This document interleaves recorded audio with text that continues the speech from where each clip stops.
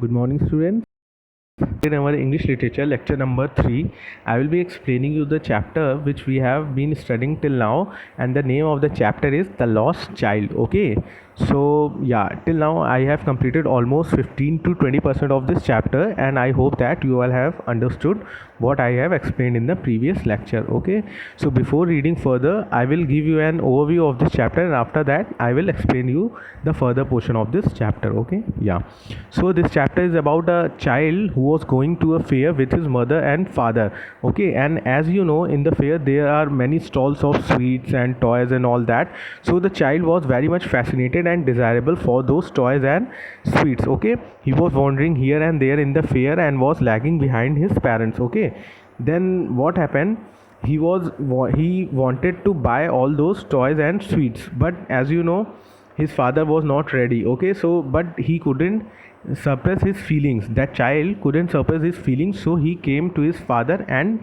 said that he wanted to buy those toys. But as his father gave him very, same trant old stare, that means the stare of a refusal.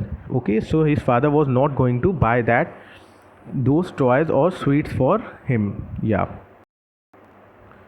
So, okay, now I will read the further portion of this chapter. Okay, yeah. His father looked at him red eyed in the familiar triumphant way. His mother, melted by the free spirit of the day, was tender and giving him her finger to hold, said, "Look, child, what is before you?" It was a flowering mustard field, pale like melting gold as it swept across miles and miles of even land. A group of dragonflies were bursting about on their gaudy purple wings, intercepting the flight of a lone black bear or butterfly in search of sweetness from the flowers. The child followed them in the air with his gaze, till one of them would still its wing and rest, and he would try to catch it, but it would go fluttering, flapping up into the air.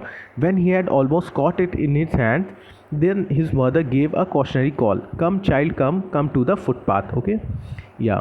He ran towards his parent gaily and walked abreast of them for a while, being, however, soon left behind, attracted by the little insects and worms along the footpath that were teeming out from their hiding places to enjoy the sunshine. Okay, "Come, child, come." His parents called from the shade of a grove where they have seated themselves on the edge of a well. He ran towards them. A shower of young flowers fell upon the child as he enters the grove, and forgetting about his parent, he began to gather the raining petals in his hand. But lo, he heard the cooing of doves and ran towards his parents, shouting, "The dove, the dove!" The raining petals dropped from his forgotten hands.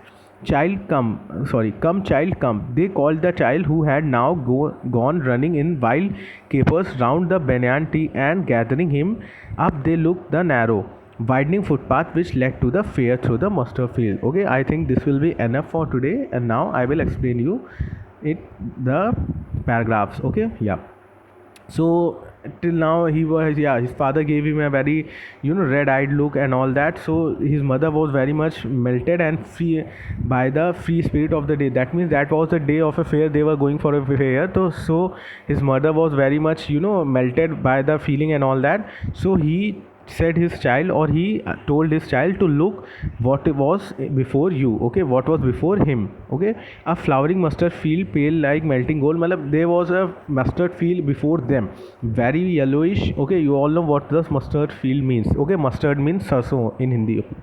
Okay, so its flowers are of yellow cover, so the field was looking like the yellow color golden field. Okay, gold was melted all over the field where they could see. Okay, so child was very much fascinated by that, and the dragonflies were, grouping, and they were flying in over the mustard field. So the child ran towards them and tried to catch the butterflies, but he couldn't. But as soon as, or when the time come when he was able to catch a mustard fly, then his mother called him and said, "Come here and be with us. Okay, we are going we are going to the fair." Okay, yeah.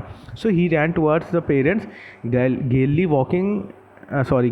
and walked abreast of them for a while, being also attracted by the little insects. Yeah, so when he was going towards his parents, he saw many insects which were coming out from their hiding places, means their home. Okay, they make holes in the ground and all that. No, so the insects were coming out from that holes because it was a sunny day, and they were coming out for the sunshine. Okay, so he was seeing all this things, okay, and his parents were sitting under a grove means, you know, the shade of a, you could say, tree and all, no.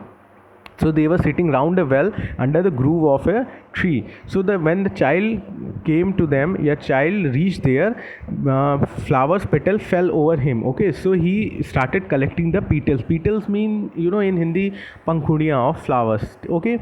So he started collecting them, and then he saw a dove means, you know, a kind of, dove is a, you know, species of bird, okay. Dove is a species of bird, एक चिड़िया होती है dove, ठीक है, white colour की होती है, सभी को पता होगा मेरे ख्याल से, dove होती है एक चिड़िया, ठीक है. So the child was very much fascinated by looking at the dove, and he started shouting, look father, look, there is a dove on the you know, tree and all that. Yeah, okay. After that, when they have rested under the groove, they started going for the fair, okay. So they get back on their way, which was the footpath to the fair. Yeah, and they started going for the fair through the mustard field, okay. Yeah, so now I think this will be enough for today, and further I will explain this chapter in the next lecture, okay. And I hope that you all are getting this chapter, what I am explaining, and if there is any doubt, you could ask me or message me, okay. Thank you, students.